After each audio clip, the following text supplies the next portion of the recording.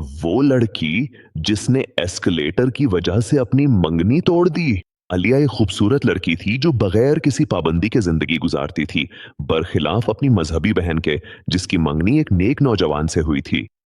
वो अपना वक्त कुरान हिफ्ज करने और दीन सीखने में गुजारती थी।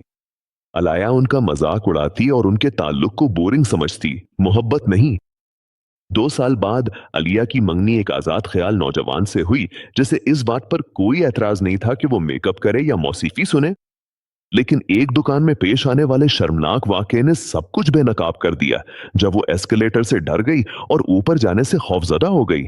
उसने उस पे चीखा और उसे जोर से घसीटा, यहां तक कि वो गिर गई और सबके सामने रोने लगी। चुनाचे उसने दुकान में ही खड़े होकर उसे अंगूठी वापस की और उससे रिश्ता तोड़ लिया।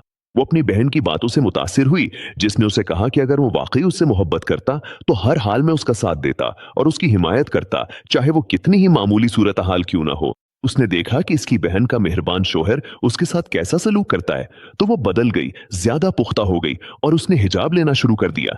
कुछ महीने बाद उसकी बहन के शोहर के भाई ने उससे रिश्ता मांग लिया।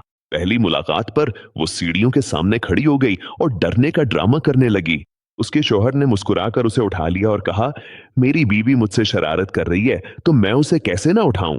जो तुम्हें सिर्फ दिल लगी के लिए चाहेगा वो मुश्किल वक्त में तुम्हें नजरअंदाज कर देगा, लेकिन जो तुमसे अल्लाह की खातिर मोहब्बत करेगा वो तुम्हें जन्नत तक ले जाएगा।